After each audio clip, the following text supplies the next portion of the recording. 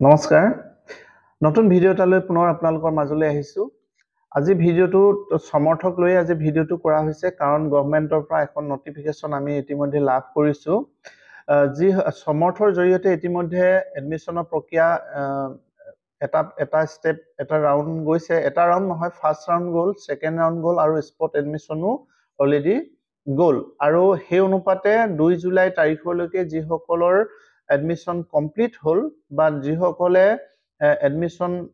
এডমিশনৰ প্ৰসেসটো complete কৰিছে সেইসকলৰ এগেইনষ্টত চৰকাৰে কলেজবিলাকলৈকে ইতিমধ্যে ফাইনান্সিয়েল এসিস্টেন্টও মুকলি কৰিছে তাৰ পাছতো যিসকল ছাত্ৰ ছাত্ৰীয়ে এডমিশন ল'ব নোৱাৰিলে বা যিসকল ষ্টুডেন্টে যিসকল ছাত্ৰ ছাত্ৰীয়ে এডমিশনৰ পৰা বঞ্চিত হৈ আছে বা এডমিশন ল'ব পৰা নাই আজি তাৰিখলৈকে তেওঁলোকৰ কাৰণে কোনো চিন্তা নাই তেওঁলোকক লৈ আজি এই ভিডিওটো কৰা হৈছে একচুয়ালি কাৰণ গভৰ্ণমেণ্টে এটা ডেট ডিক্লেয়াৰ কৰিছে দুটা ডেট দিছে 29 জুলাই আৰু 30 জুলাই এই দুদিনৰ কাৰণে পুনৰ সমৰ্থটো খুলি দিছে স্পট এডমিশনৰ কাৰণে অৰ্থাৎ স্পট এডমিশনটো এই কাৰণে খুলি দিছে যিসকল ছাত্ৰ ছাত্ৰীয়ে ফাৰ্ষ্ট ৰাউণ্ড আৰু সেকেন্ড ৰাউণ্ড আৰু স্পট এডমিশনত অলৰেডি হৈ যোৱা এডমিশনত তেওঁলোকে এডমিশন ল'ব নোৱাৰিলে তেওঁলোকৰ বাবে পুনৰ সমৰ্থটো খুলি দিব ওপেন কৰি দিছে 29 আৰু 30 জুলাই দুদিনৰ কাৰণে গতিকে ছাত্ৰ ছাত্ৰীসকলৰ কোনো ভয়ৰ কাৰণ নাই কোনো শংকাৰ কাৰণ নাই তেওঁলোকে এডমিশন ল'ব পাৰিব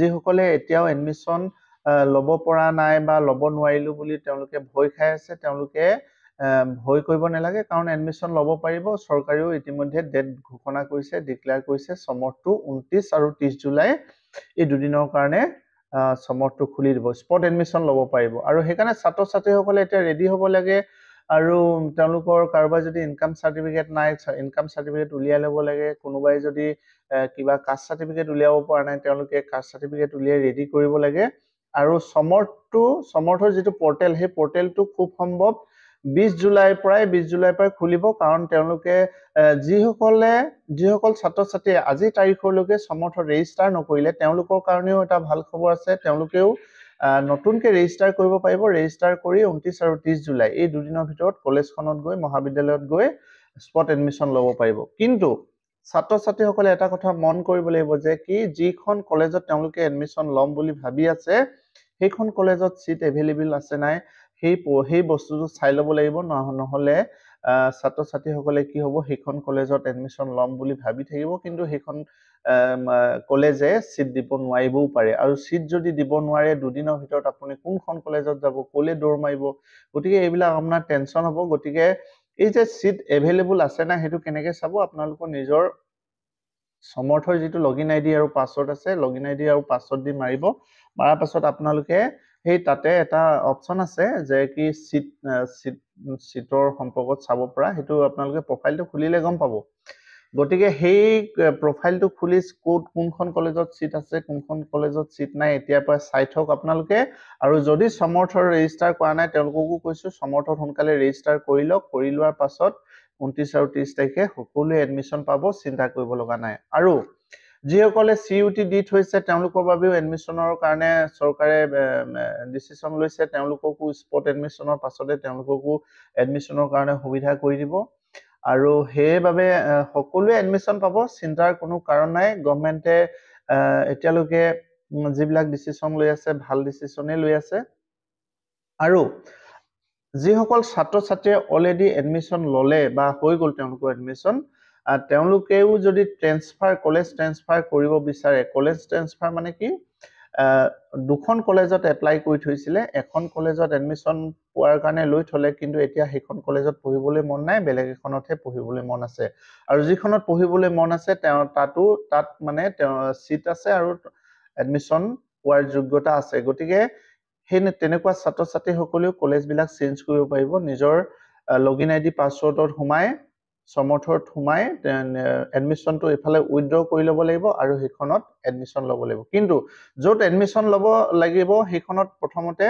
কনফাৰ্মেশনটো লৈ ল'ব লাগিব যে কি মই সিট পাম নাই তাত আৰু যদি সিট পাম তেতিয়াহে মই ইয়াত উইথড্ৰ কৰিম নহলে ইয়াত উইথড্ৰ নকৰো এনেকুৱা ধৰণৰ ফাইনেল ডিসিশনটো নিজে স্পট এডমিশন মানে কি নিজে কলেজত গৈ কৰা এডমিশনটোৱে হ'ল স্পট এডমিশন গতিকে এই গোটেই কথাখিনি ছাত্ৰ ছাত্ৰীসকলে চালি জাৰি চাই নিজৰ সুবিধা মতে এডমিশ্যনটো ল'ব লাগে, কাৰণ আজিকালি এডমিশ্যনটো ছাত্ৰ ছাত্ৰীৰ ওপৰতে নিৰ্ভৰ কৰে। কলেজবিলাকে জোৰ জবজ কৰি ৰাখি থ'ব নোৱাৰে। ছাত্ৰ ছাত্ৰী যিহেতু নিজৰ লগইন আইডি আৰু পাছৱৰ্ড আছে, সেই পাছৱৰ্ডৰ পৰাই উইথড্ৰ কৰিব পাৰে, কেনচেল কৰিব পাৰে, কিবা কৰিব, ট্ৰেন্সফাৰ কৰিব পাৰে, তেনেকুৱা কৰিব পাৰে। গতিকে তুমি ইয়াতেই থাকিব লাগিব বুলি কোনো কলেজে ৰখাই থ'ব নোৱাৰে ছাত্ৰ ছাত্ৰীসকলক। গতিকে ছাত্ৰ ছাত্ৰীসকলে সেই কথাটো মন কৰিব, কোনখনত ল'লে নিজৰ সুবিধা হয় সেইটো ভালকে পৰীক্ষা নিৰীক্ষা কৰাৰ পাছতহে সেই কামটো ডিচিশ্যনটো ল'ব লাগে। ঠিক আছে। আৰু যিসকলৰ ইতিমধ্যে এডমিশ্যন হৈ গ'ল বুলি কৈছোঁ, তেওঁলোকে কি কৰিব লাগিব, ABC অৰ্থাৎ একাডেমিক বেংক অফ ক্ৰেডিট, এইটো সেই সমৰ্থৰ লিংকৰ লগত লিংক কৰিব লাগিব। সেইটো কেনেকৈ কৰিব লাগিব, সেইটো কৰিবলৈ যাওঁতে নিজৰ সমৰ্থত নিজৰ লগইন আইডি আৰু পাছৱৰ্ড দি খুলিব লাগিব। খোলাৰ পাছত লেফ্ট চাইডে দেখিব তাত আণ্ডাৰলাইন কৰা আছে, পিংক কালাৰ হয়তো দিয়া আছে, তাতে ABC লিংক বুলি আছে। ABC হ'ল একাডেমিক বেংক অফ ক্ৰেডিট। তাতে তোমাৰ এক্সামিনেশ্যনৰ যিবোৰ ৰিজাল্ট শ্বিট আহিব বা যিবোৰ মাৰ্কছ থাকিব তাতে এণ্ট্ৰি হৈ থাকিব, অৰ্থাৎ ডিজিলকাৰ থাকিব, তাতে মাৰ্কশ্বিটখন তাতে পোৱা যাব। ঠিক আছে। আৰু NEPৰ যিটো প্ৰচেছ তোমালোকে নিশ্চয় জানা, NEP সম্পৰ্কে যিহেতু এতিয়া আগতে 3 বছৰ আছিলে ডিগ্ৰী কোৰ্চটো, এতিয়া 4 বছৰ হ'ল। 4 বছৰ হোৱাৰ কাৰণে কি কি কৰিব লাগিব, কি কি কৰিব নালাগিব, এই সম্পৰ্কত মোৰ ভিডিঅ' দিয়া আছে। মই এই ভিডিঅ'ৰ তলৰ ডেছক্ৰিপশ্যনত মই দুটা লিংক দি দিম। এটা হ'ল ABC, how to link ABC, আৰু হাউ টু আৰু NEPৰ ওপৰত যি কথা আছে, মই সেই সম্পৰ্কে এটা ভিডিঅ' মোৰ আছে। ডিব্ৰুগড় ইউনিভাৰ্চিটিৰ ডক্টৰ নীতা কলিতা বাইদেৱে আমাৰ কলেজত এটা চেমিনাৰ দিছিলে, তাৰে এটা লিংক মই আপোনালোকক দি দিম। এই লিংকত পঢ়ি আপোনালোকে চাই ল'ব পাৰিব। আৰু এইখিনিয়ে হ'ল মূল কথা। গতিকে কথা হ'ল, কোনো ছাত্ৰ ছাত্ৰীয়ে টেনশ্যন ল'ব নালাগে, কোনো ছাত্ৰ ছাত্ৰীয়ে ভয় কৰিব নালাগে, মই এডমিশ্যন নাপালোঁ, মোৰ এনেই এবছৰ নষ্ট হ'ব। গতিকে তেনেকুৱা ভয় কৰিব লগা কাৰণ নাই। গভৰ্ণমেণ্টে অলৰেডি 2টা দিন ডিক্লেয়াৰ কৰিছে স্পট এডমিশ্যনৰ কাৰণে। সমৰ্থ নকৰা সকলেও সমৰ্থ কৰি এডমিশ্যন ল'ব পাৰিব। সকলো বাবে এতিয়া সমৰ্থটো খোলা থাকিব। 29 আৰু 30 এই 2 দিনৰ ভিতৰত এডমিশ্যন সকলোৱে লৈ ল'ব পাৰিব। গতিকে ছাত্ৰ ছাত্ৰীসকলে সেই 2টা দিনৰ কাৰণে অপেক্ষা কৰিব লাগিব, চব ৰেডি হ'ব লাগিব, ৰেডি থাকিব লাগিব। ৰেডি হ'লে সকলো ছাত্ৰ ছাত্ৰীয়ে এডমিশ্যন পাব। সকলোকে ধন্যবাদ জনাইছোঁ। আজি ভিডিঅ'টো ইমানেই। আৰু এনেকুৱা ধৰণৰ ভিডিঅ' পাই থাকিবলৈ হ'লে আপোনালোকে এই চেনেলটো, এই তলত যিটো দিয়া হৈছে এইটো ছাবস্ক্ৰাইব কৰি ল'ব, ৰঞ্জুছ ব্লগ। মই এই ধৰণৰ ভিডিঅ' প্ৰায়ে দি থাকোঁ কলেজৰ সম্পৰ্কত, কলেজ ৰিলেটেড যিবিলাক কথা থাকে সেইবিলাক দি থাকোঁ। গতিকে এই ধৰণৰ ভিডিঅ' পাবলৈ হ'লে চেনেলটো ছাবস্ক্ৰাইব কৰি ল'ব। ঠিক আছে, ধন্যবাদ।